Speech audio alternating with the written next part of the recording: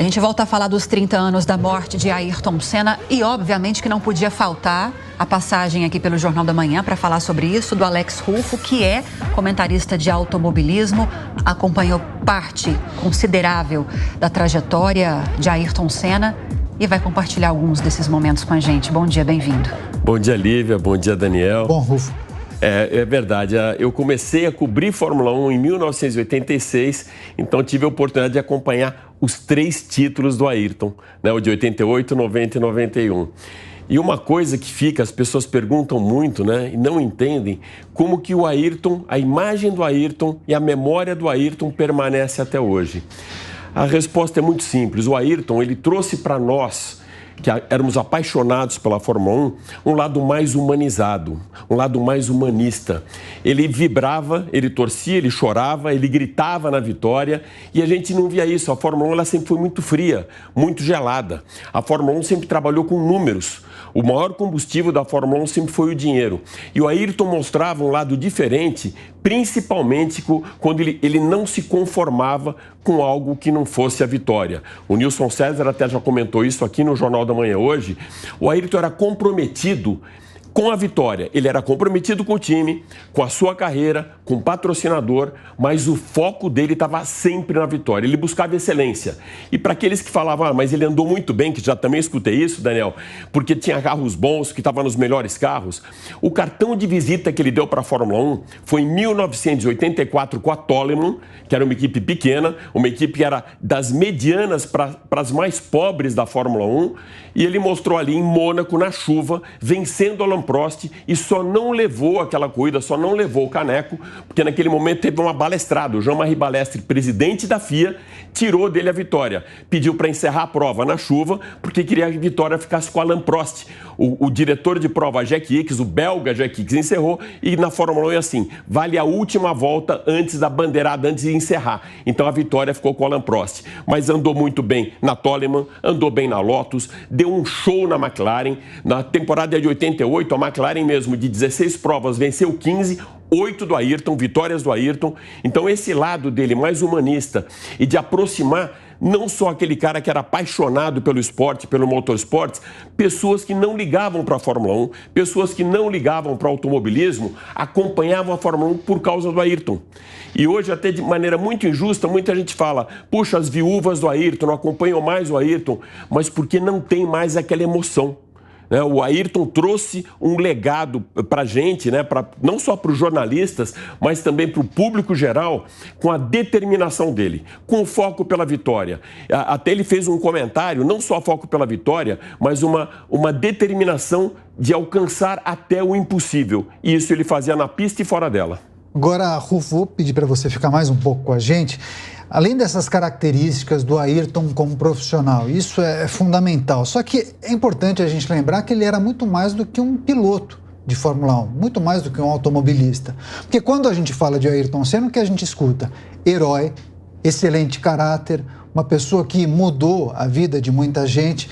Você que fez essa cobertura por tantos anos e conheceu o Ayrton fora das pistas, fora do holofote, o que é preciso compartilhar com o nosso público? Quem era esse outro Ayrton Senna? Então, o Ayrton, com a gente jornalista dentro da pista, era extremamente generoso. A única coisa é que a gente tinha que cumprir os protocolos de horário. Ele era muito sistemático. Então, tinha horário para falar na sexta, no sábado e no domingo. E fora da pista, era um sarrista, era um brincalhão. Mexia com todo mundo.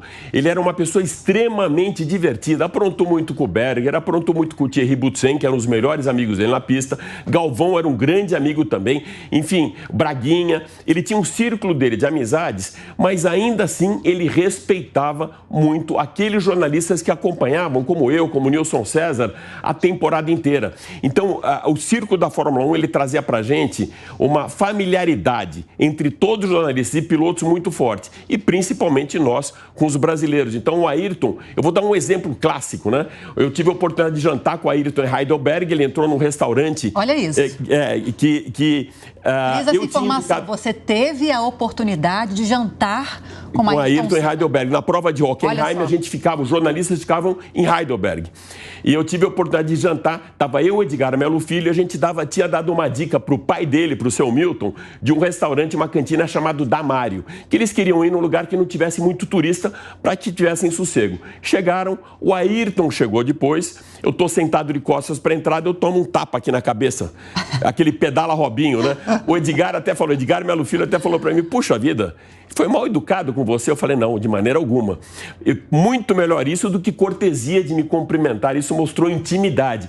Para mim, esse foi o maior prêmio. E o outro, um dia eu fotografando ele bem do lado dele, e naquela hora de sair, porque o Ayrton sempre saía para aquela volta rápida, faltando 2 minutos, 1 minuto e meio para terminar a classificação. Ele pegava a pista mais emborrachada e ele tinha o tempo dos outros a serem batidos, né?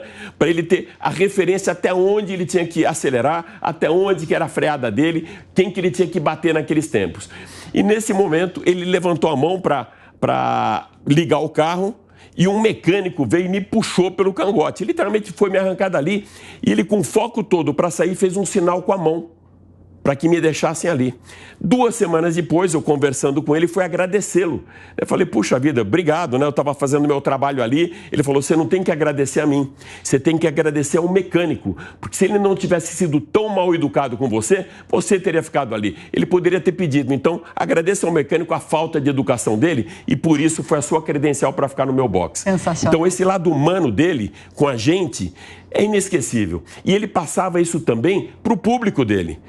A gente recebia isso na sala de casa. O público recebia esse lado mais humano do Ayrton dentro da sala de casa. Então, respondendo, Daniel, esse lado dele profissional, ele era um cara totalmente focado, determinado com a vitória, mas fora da pista era um cara extremamente generoso, principalmente naquele círculo que ele frequentava. 30 anos de saudade, 30 anos sem Ayrton Senna. Rufo, vou pedir por gentileza que você continue com a gente.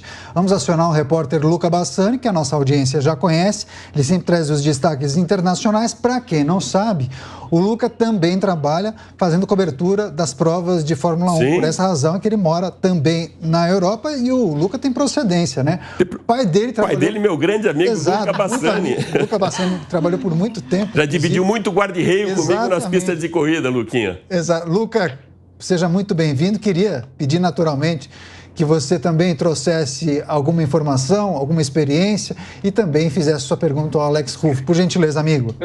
Bom dia a você, Daniel, também ao Alex Rufo, um grande abraço. Realmente, eu, apesar da cara de velho, não cheguei ainda nos 30 anos, então não tive o privilégio de ver Ayrton Senna correndo todos os domingos e alegrando o coração de milhões de brasileiros que, de fato, se apaixonaram por esse esporte, que é apaixonante através desse ídolo. Mas o que eu pude observar durante esses últimos anos, que tenho feito a cobertura da Fórmula 1, é quanto que Ayrton Senna ainda influencia os pilotos no grid de largada, sejam aqueles mais competitivos, como nós tivemos nos últimos anos, o próprio Lewis Hamilton, que é um fã declarado de Ayrton Senna, seja aqueles um pouco mais para trás, que não são de equipes tão vitoriosas, todos falam do Ayrton Senna sempre de maneira muito emocionada, de maneira, como nós falamos dele em relação a um ídolo, né? O seu caráter dentro da pista, a sua hombridade em também, às vezes, a prejudicar sua própria prova para tentar ajudar os próprios companheiros de equipe ou os adversários que tiveram alguma dificuldade saindo do carro até para fazer